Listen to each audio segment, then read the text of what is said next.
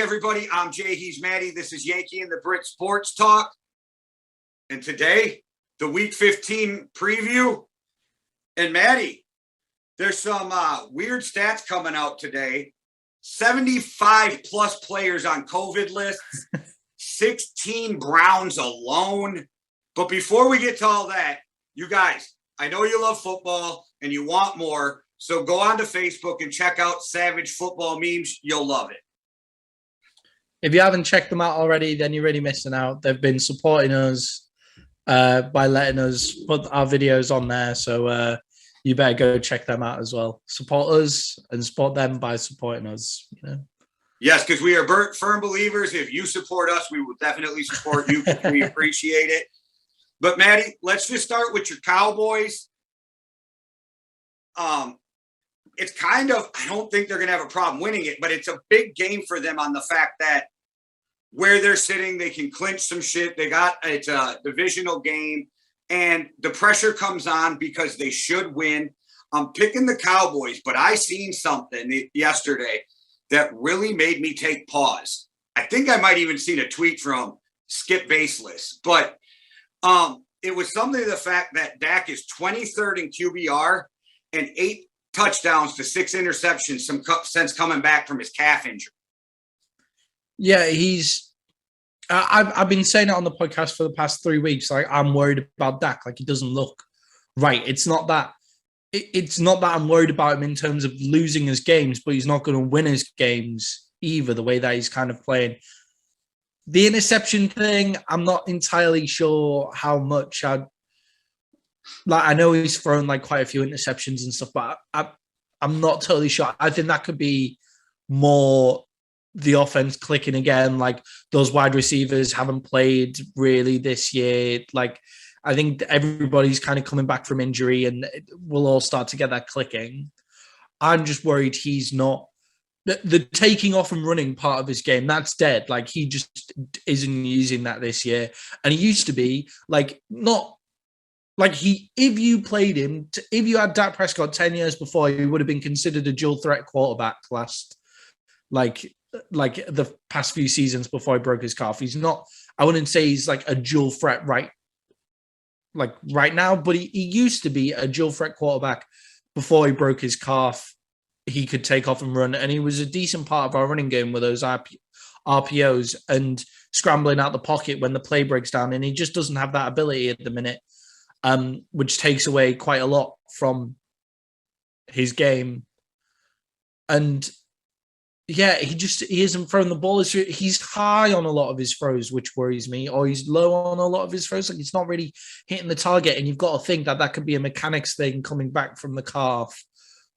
But he was absolutely fire when he came back from the season, so I'm not entirely sure how much the calf has to play in it. Well, 2 things for me. One, I've been pretty rough on Dak, but I didn't realize his stats were as bad as they're looking right now. Because I thought he didn't play like Dak, but those stats are rougher than I even beat him up for. But I'm starting to wonder if he's overthrowing guys and he's missing by a little. He's not running. Maybe the calf is still bothering him and he can't push off on it on those throws like he used to. He can't plant to run. Maybe it is the calf. Maybe it boils down to he's not as healthy as most people think, and most dudes in the NFL are never going to complain about their injury. Yeah, and you can't expect him this season. You couldn't really expect him to be totally over that calf injury. Like, I was under no illusion that Dak Prescott would be totally fine, 100% healthy and ready to go. And he did miss a game earlier in the season against your Vikings. But yeah, he just doesn't look right. He's not really throwing stuff open. And that's why I'm so surprised. And this is a bit of a prelude to another video that we're going to be making. But the Cowboys on Bet365 are 10.5. They're plus 10.5. No, minus 10.5. I'll get this right before we make this video. Yeah, they're 10.5 point favorites. We'll go for that. So they're 10.5 point favorites against the Giants, and the way that the offense isn't really clicking right now, I'm not sure how I feel about that. Like, them being favorited by that much. But all that being said, this defense is legit. The Giants' offensive line is horrible. Daniel Jones throws interceptions, which this defense loves to take. I'm not worried about them winning it. I am worried about the fact that the offense isn't as much as a juggernaut as it was at the start of the season. And I think that is something to do with Dak Prescott's health. Well, Maddie, let's move on to Monday night right away so I can get this out the way, because the Bears always make me nervous, and I don't care how they're playing. It's always a game the Vikings struggle with, but the Bears are not looking good. The Bears seem to have a lot of issues, and the Vikings really need this. So I reluctantly pick the Minnesota Vikings to win this game, but it's always one of those games. And like I said on the last podcast, the first half Vikings could beat anybody in the league. The second half Vikings of the last game could literally lose to anyone in the league. So it depends when they show up. But I'll say Kirk Cousins used to get blasted for how he played in primetime, and he's been looking better and better, more comfortable in primetime. So maybe he comes out and shuts him up, and Delvin Cook's playing again. I know Madsen's on the COVID list, but it hasn't hit the starters yet. So fingers crossed they don't lose a ton of people. They went back into hardcore protocol masks. So maybe they get on there with a mostly COVID-free team, which I think would be a big help. And the fact that the Vikings played well against guys like Kyler Murray and stuff, not that you stop him, but the way you contain Justin Fields, you probably got that offense on lock if you shut down the run, because they are not a passing threat. It little bit of him and a lot to do with weapons. Yeah, and the Vikings are the only thing that worries me about this game is the fact that the Vikings are a team that the NFL are going to keep their eye on when it comes to COVID protocol. Like, you feel like the NFL are going to be really harsh with the Vikings due to a lot of their players, Kirk Cousins especially, speaking out. Yeah, but as long as they don't test negative, and it seems like every team's got compliance officers there. So as long as they test negative, they got nothing to worry about. The league can't do shit. Yeah, I mean, say that to LeBron James. You know what I mean? Like, I think that the NFL, if there's anything to do with COVID, especially for somebody like Kirk Cousins, like if it's a positive test, but then it turns out to be a false positive and all of that kind of stuff, which doesn't happen a lot, then they're going to keep Kirk Cousins under lock because he didn't get vaccinated and he spoke out against the vaccination policy. And they want to say, look, guys, this is what happens when you don't get vaccinated. I'm sure it won't pay too big an effect in the game. The Vikings should definitely win this game. Their defense, as you say, is kind of built to stop the run, so it kind of works really well.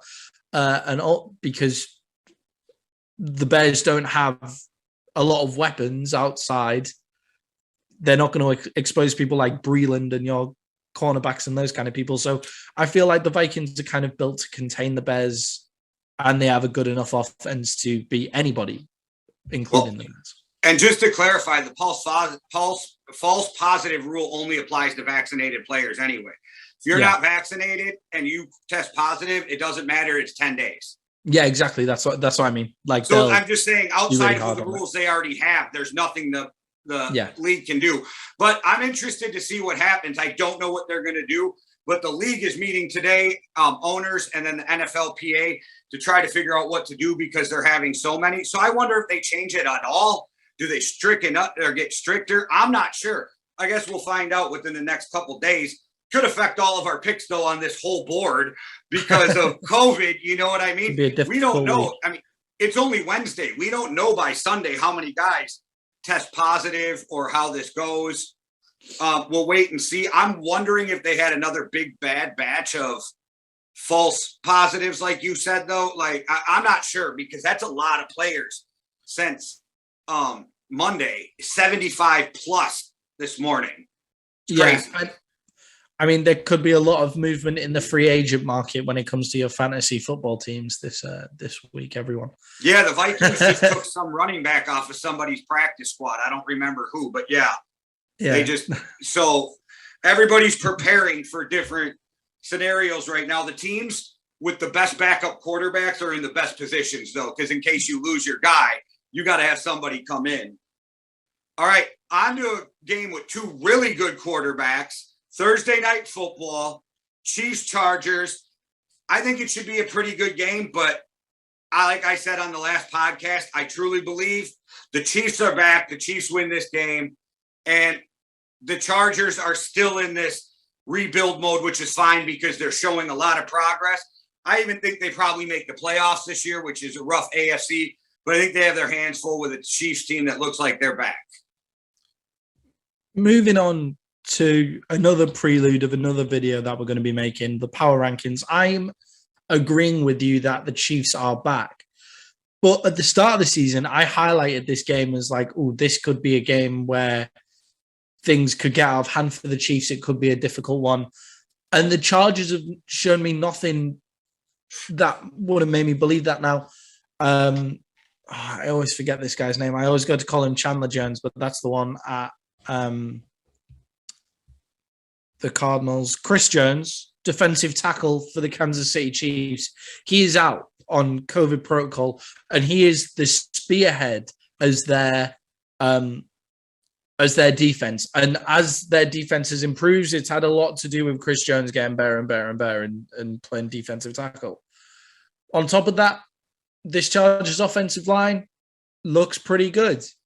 If you don't have somebody to rush it, it looks like Justin Herbert's going to have a lot of time. And if Justin Herbert has a lot of time, he's usually finding the open guy. He's a fantastic quarterback. And it's the same.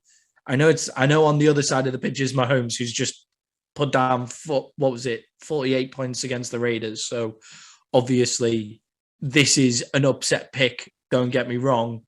But the way that the Chargers are playing, I love them at the minute. They have playmakers everywhere. I would never take a rookie coach against Andy Reid, but I'm glad you went against me on this one. It's going to make it a little more exciting because I actually think it might be some kind of, by the end, a little bit of a beatdown, but you don't, which makes this whole next week's podcast more exciting. Yeah, I think just the way to beat the Chargers is to run the ball against them, and it's always been the way to beat the Chargers. And I know Clive Edwards-Helaire started running the ball, and like the Chiefs are looking better running, but that's still not the way that they want to play. And I think this may be a difficult matchup for the Chiefs. And in their division, a lot of the teams have been built to beat the Chiefs. Their entire MO is beat the Chiefs, and you could see it happening. With that being said, they've done pretty well in their division this year. So, you know. Well, let's go on to the game where the team they beat the hell out of last week, the Raiders versus the Browns. And here's the thing. Hands down, no hesitation, Browns are going to win this game. Get on my phone this morning. I'm flipping through stuff. 16 Browns out. Punter, names too. With the COVID list, 16 guys. I step back and reluctantly, I'm going with the Raiders because I don't think you can have that many freaking people out and try to field a team. Yeah, I agree with you. I'm picking the Browns in this game for the pure fact that I believe Kevin Stefanski will have them prepared, next man up kind of mentality. When he wasn't there, they won a playoff game. When he was out because of COVID, they managed to win a playoff game. So I don't think it's something that COVID-19 will affect them too much as long as their offensive line remains okay. And Baker Mayfield. I know you got to bring in a backup punter. Your whole field position could be screwed. Yeah. You play not to punt, though. Like, the entire point of the game is to not punt. I disagree. You play not position. To punt. Chances are, if you punt more than the other team in a game, then you lose. So I agree with you, but and I love their punter. I'm pretty sure he's the Scottish one. It's either the Browns or the Chiefs who have the Scottish punter, and that's great. Greg Townsend, I'm pretty sure, the Scottish Hammer. It has to be the Browns then, because the Chiefs punter is Colquitt. Yeah, well, there we go. He's Scottish, so repping the UK. But that being said, you play not to punt. Like, the whole point of the game is to not punt in a weird sense. Obviously, your punter is important. Every time I've ever played football, and you hear it from coaches even in the NFL, a punt is a positive play. Don't force. And the fact is, if it depends where you're punting from. If I am pinning you within your 10 to 20 every time I punt, sooner or later, you're going to get, as long as my defense keeps playing, I get the ball back with a short field every time. We watched it with New England. New England beat the shit out the Bills by just kicking field position. But I get what you're saying. You try to make first downs. But I think the punter is way more important than, let's say, like the kicker. Really? Yeah, because your kicker comes out and kicks field goals. Field position scores me touchdowns. And you barely ever hear people say punters aren't football players. You hear kickers aren't football players all the time. The punter is the guy who owns your field. The better my punter is, the worse field position you have at all times. Yeah, but also the better my kicker is, I can go from worse field position to get field goals. And look, you don't hear the stuff. People blame kickers for losing them games a lot more than they blame the punter for losing them games. And that's because the kickers are put in game-winning situations where if you have Justin Tucker as the Baltimore Ravens, chances are you are more likely to win a game. And it just so happens that the Baltimore Ravens also have a fantastic punter as well. But if you have a Tucker or a Prater or someone like that, they can just win you games because with Tucker, Lamar Jackson doesn't have to get down to the 40-yard line to be confident of a field goal. He you know what I mean? Like, he's able to kick from anywhere.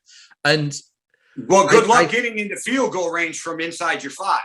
Yeah, I think the point that I'm making, though, in terms of them losing their punter, is if you're really shitting yourself going into a game because you've lost your first string punter, then you've already lost. If you have time to get another punter in who's good enough to do the job, then you want a really good punter, but your game plan shouldn't ride on having a really good punter. You say that, though, like punters just grow on trees. There's 15 teams in the league that would kill for a good punter. And I'll say this, I would rather have my punter kicking field goals and extra points than have my kicker punting. Yeah. I don't know. In the UK, we play rugby, and in rugby, you punt. So I think I'm just used to just call up. That's right. That's the way to do it. That's it. Just call up a rugby player and they'll do it for you. They'll launch it 60 yards down the field. Yeah, but it's not about how far you can kick it too. It's where you put it. Because these punt returners, if you put it in the wrong, rugby players are the best for it. I'm surprised more rugby players aren't hired by the NFL to punt for them. Or Aussie rules call Australia. They have stricter COVID laws, though, so you probably not there's a handful of them. But the thing is Pat was explaining this, and he does a better job than me. The way it's punted in Aussie rule football and in rugby, it's the college style of punting. So when you get to the NFL, you got to figure out how to change that and still be accurate. I'm not saying they can't do it. I'm just saying that's why there's a handful of them. But I don't know. I guess we just disagree on it because I would rather have my punter than my kicker. Yeah, to be perfectly honest, I watched Chad Johnson kick a field goal. Yeah, to be perfectly honest, if your game plan rides on the fact that your punter and your kicker are there, then you've already lost in my eyes because you should be trying to not punt and trying to not kick. So what game in the NFL do you not punt? Like you're always punting. So I'm saying I want a good punter. But if your punter's bad and you're giving up the 40-yard line every time you punt, so I'm playing the Cowboys and you get the ball at the 40 every time you play it, of course you're going to put up a shitload of points. If I pin you back, then you have to drive and not make mistakes. I think you're devaluing the punter, honestly. Yeah, which is weird for me to do because in rugby they're very important. I'm not devaluing them. I think we talked way too long about a punter. What I'm trying to say is, if the Browns could decide to lose a position, their best player in most positions, they'd decide between the kicker and punter to get rid of, and then just bring somebody else in. Well, I think that's one of 16 guys they're missing. Yeah, I never thought we would have spent like 7 minutes on a punter. Anyway, I've picked the Browns just because you can't tell what's happening with COVID, so I'm not going to take too much. Like I know I just did with the Chiefs and Chargers, but that's their star defensive player. I'm not going to take too much COVID into account. And you're talking different level of teams playing each other too than the Browns, Raiders to the Chargers, Chiefs. So I get exactly. One player makes more of a difference when you're playing two good teams. Yeah. Like I said, I don't blame you. I picked the Browns originally. 16 guys on COVID made me wonder. So I'm actually interested because that's a Saturday game. We get to watch it. So I'm kind of interested to see how that plays out because they're not the greatest teams, but it might be a really good game. The way the Raiders are this year as well, would it surprise you if they came down with a bout of COVID tomorrow? Like you know what I mean? Like the way the Raiders season's been, you could see them losing 17 players due to COVID. So, and they are in Sin City. I'm just saying. Yeah. Okay. Patriots, Colts, Saturday night. I love that they gave this at the Saturday night game. Yeah. I'm really going back and forth. So watch our next video because with the point spread, it will be different, but I am riding with the Colts in this game Saturday night at home. But I don't feel super confident because I think both these teams are going to play well. So I had the Colts written down, and then I said to myself, if me and Jay had done a massive bet on who was going to win this, and this was the game it came down to, would I trust my bet in the hands of Carson Wentz against Bill Belichick? Like, well, like we say Bill Belichick's incredible against rookie quarterbacks.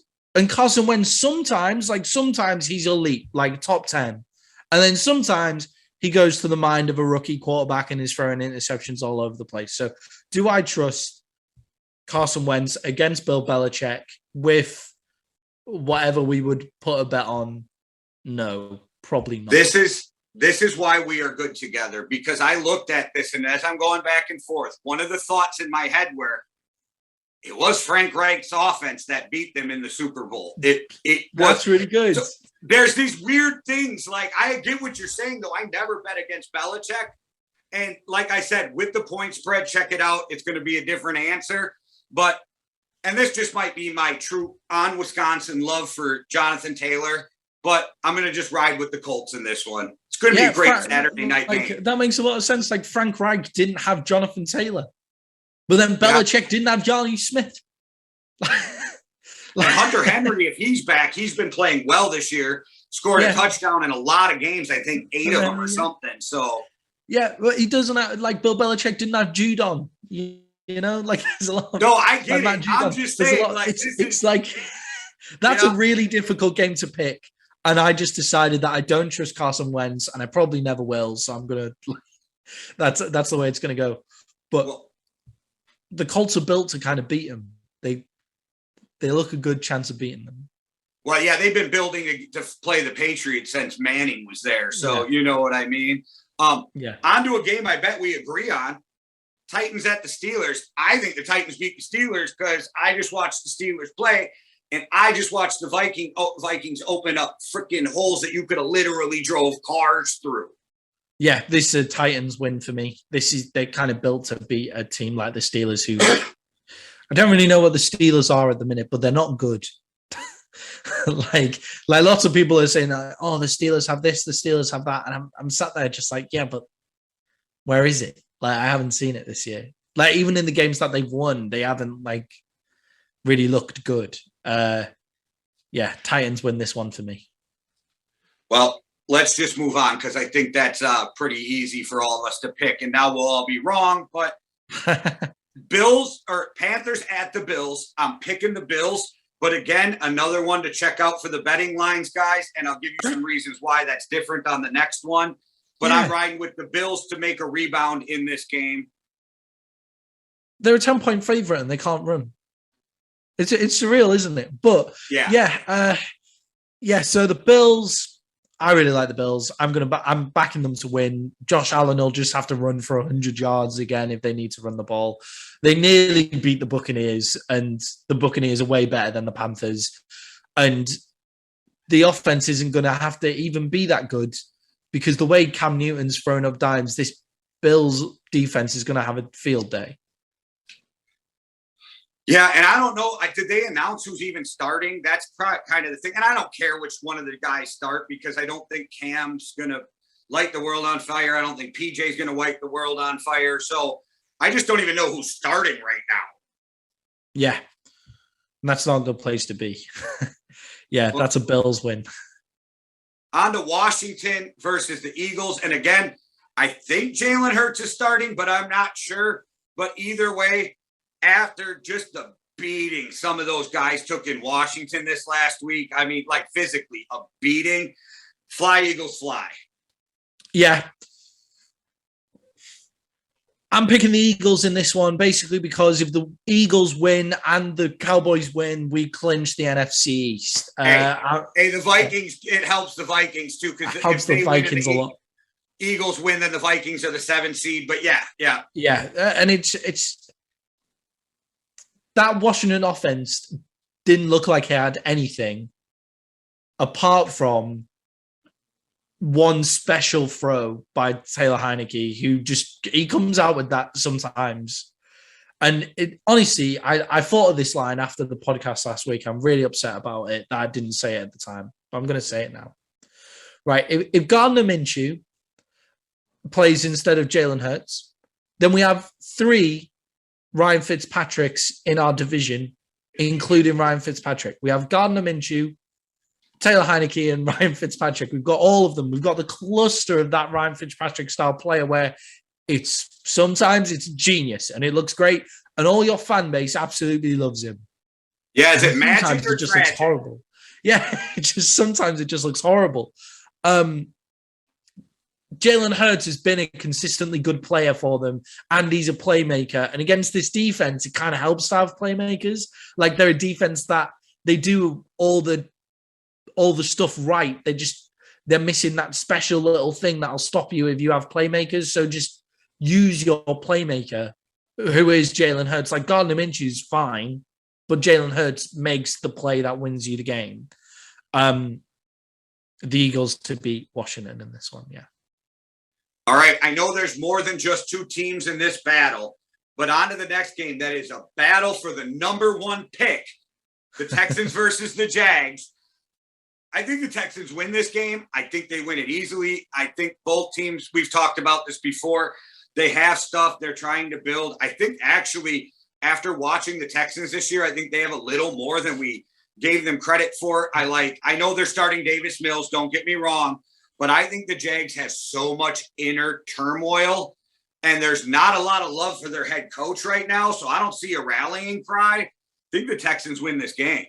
It's weird that at the start of the season, if you thought there could be a team with more inner turmoil than the Houston Texans at this point in the season. Yeah. And then now there's at least 2. The Raiders and the Lions. There's at least the Raiders and the Jags. Sorry, there's at least 2, and the Lions might go in there as well. But the Jags have more talent. The Texans have more experience and ability to win, and they're more unified. And in the NFL, that ability, that experience in winning, and that unification of a locker room always trumps talent. The Cowboys have proved it for years.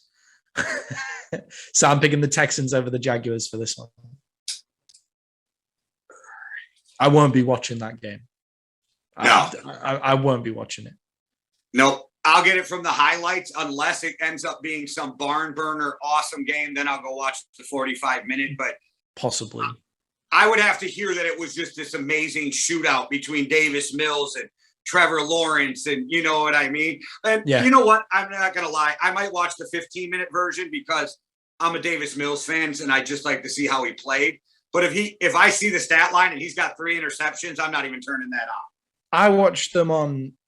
I watch all the games on Red Zone apart from when the Cowboys are playing, and I watch the Cowboys game. So I see them all. And then I watch the ones that I want to fully on the 40 minutes. The ones that we normally talk about at the top of the show and those kind of things. I watch them fully. And I'm sorry, I just don't think I could possibly watch this game. And it's on at the same time as the Cowboys game. So there's just no chance. It's just no chance. Anyway, Well, sorry, Jags and Texans fans. Next year, maybe. Onto a game nobody's going to be watching either. The Cards-Lions. I got the Cardinals winning this game. I don't think I have to say anything. You want to find out what we think about the Cardinals, just go check out our video coming up on our top 10 power ranking. We'll watch the Cardinals do some circus plays. You know, they've just got beaten by the Rams.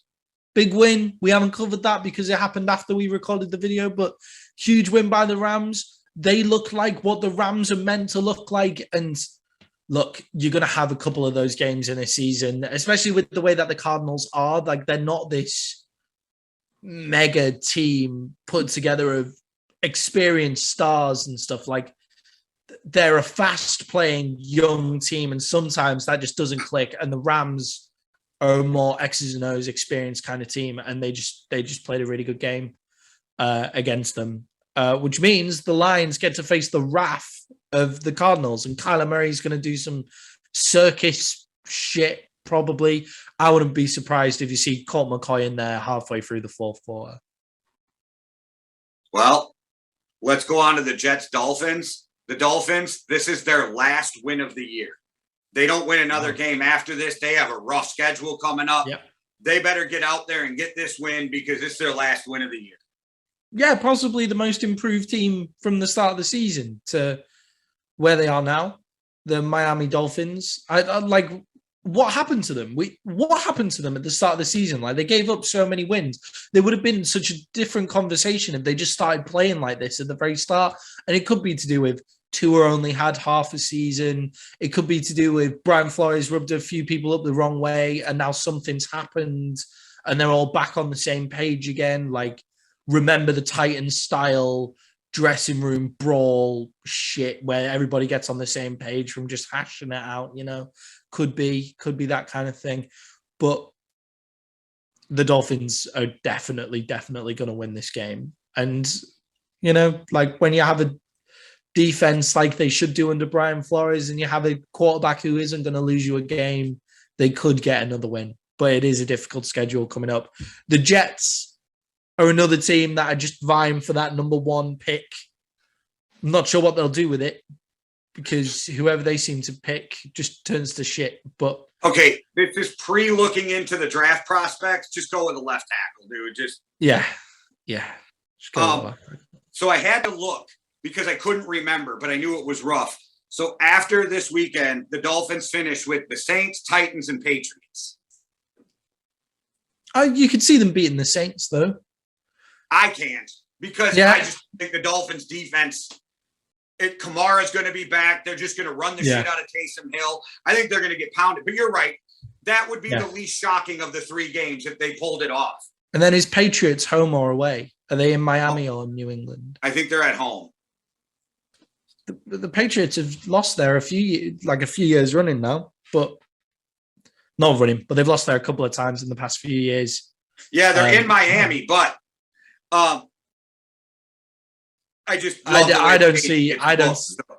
they normally lose there because they've already got everything they need, but they'll still be vying for that number one pick. So I'm sure that won't happen.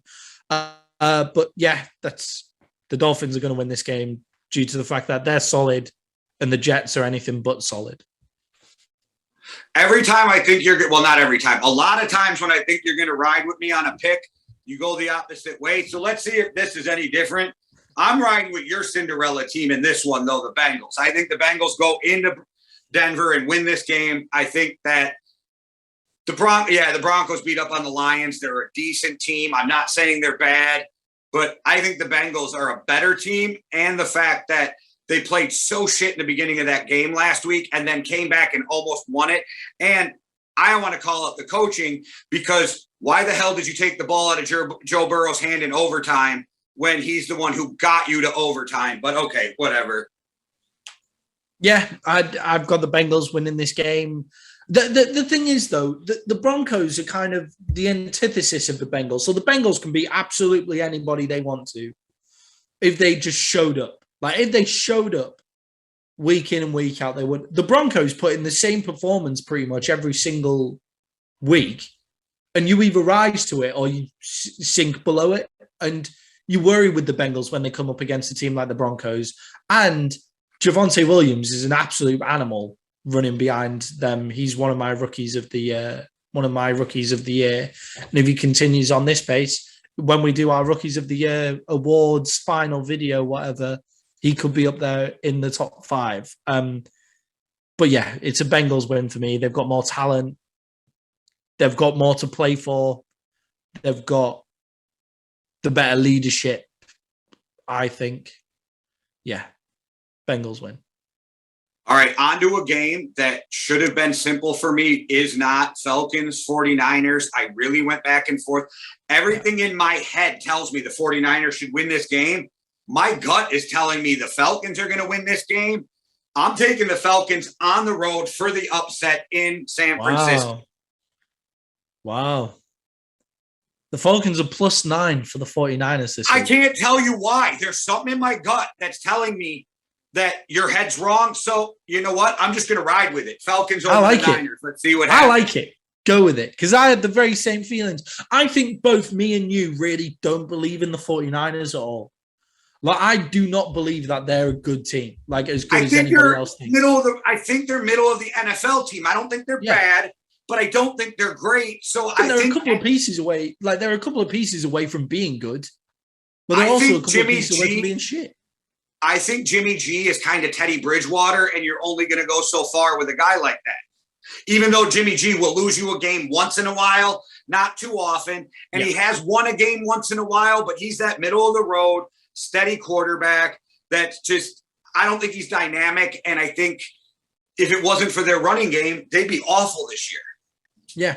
The thing is with Jimmy G is he gets a lot of good chat in the media because he gave the media something to talk about when it was New England were destroying everybody. He gave the media something to talk about.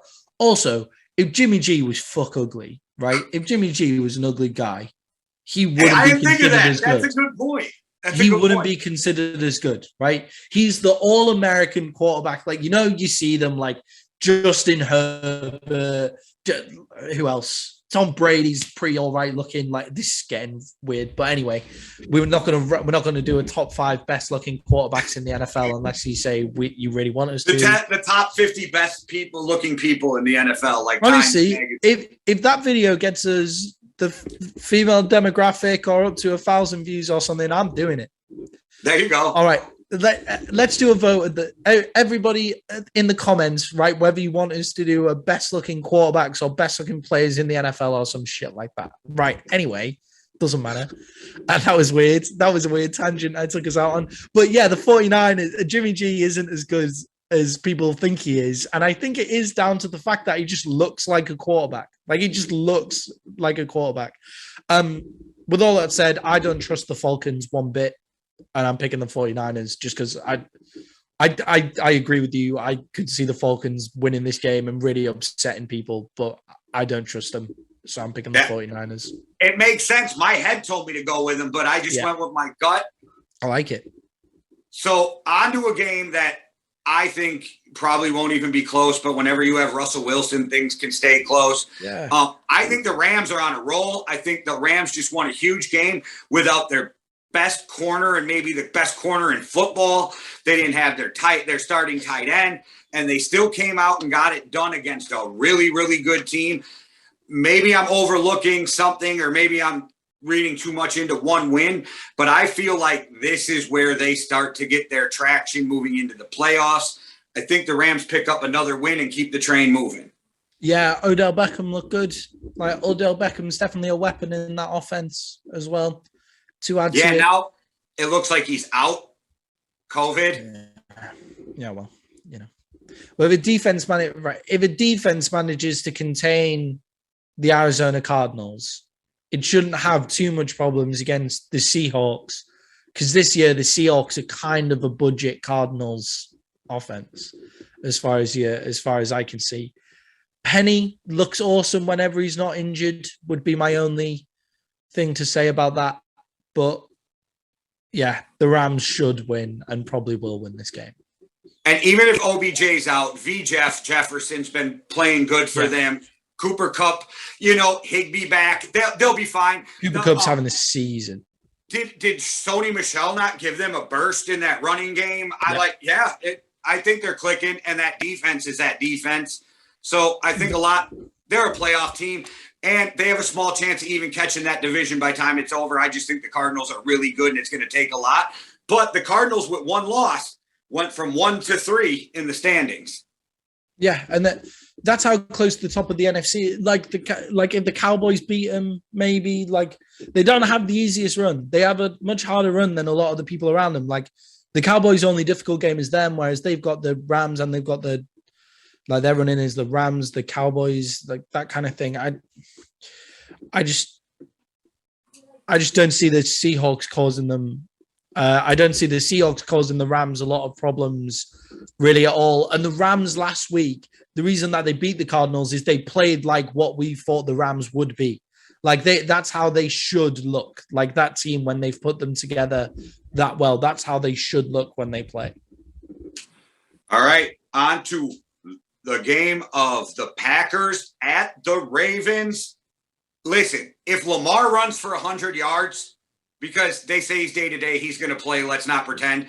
If he runs for 100 yards, they've got a good shot of winning this game. With that said, Packers win this game.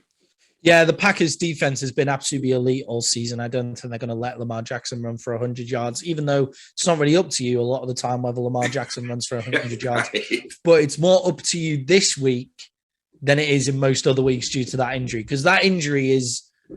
if it was to his shoulder, Lamar Jackson is probably the one quarterback in the NFL where I'd rather him injure his shoulder than his foot.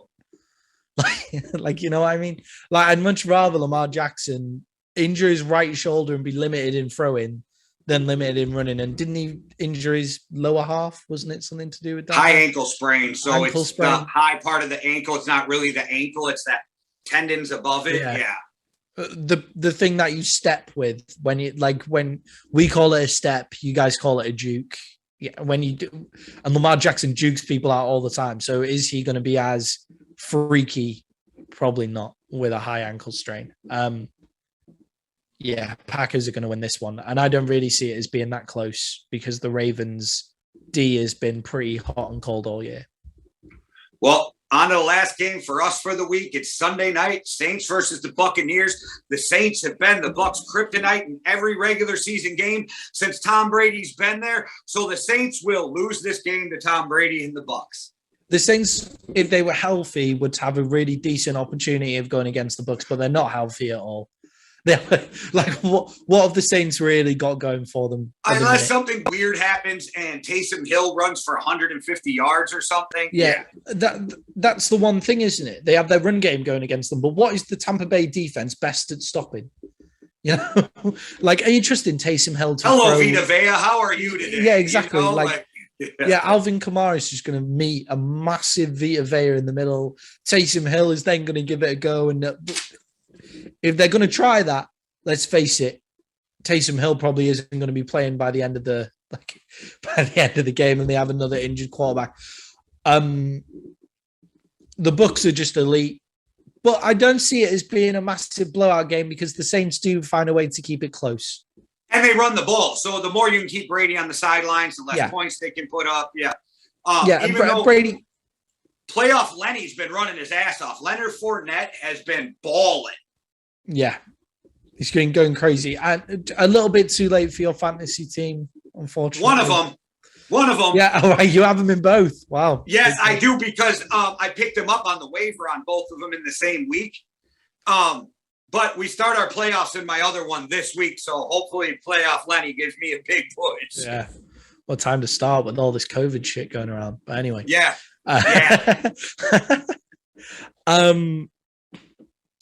Yeah. Brady seems to have a problem reading their defense is what I was going to finish that on, as to why it might not be a massive blowout, but also it's Tom Brady. Tom Brady has probably been in the film room from Monday morning until this point, and he's still there, and he hasn't left just to work out what the Saints have done to him over the past couple of times. I'm sure he'll have figured something out, and the Bucs will go and get this win. All right, guys. Well, that's our wrap up of the Week 15 preview. I want to say one thing to you guys. There's a guy named Chris who's a big supporter of us who just opened up an NFL group. Let's support him and go over to NFL Now. Support him. He just opened it up today or yesterday, but he's a big supporter of us, so I just wanted to throw him out there. NFL Now group. Go check it out. Let's help him build that up. But all right, guys. Oh. Yeah, sorry. With the name NFL I stepped Now. on you. Sorry. What with the name NFL Now? What a great name, Chris. Well done. Congrats on picking a fantastic name. I'm kind of jealous. Well, guys, I'm very excited. Maddie and I are going to come back not only with our power rankings video, but we're going to hit you with a first one for us together, giving you NFL betting lines. So keep your eyes open for that. I'm covering British betting stations, by the way. So for any UK watchers, yes, you can still bet on these games as well. And I'll tell you where to bet. I'll do my best. All right, guys. Thanks for watching. One World, One Love. Deuces. Cheerio.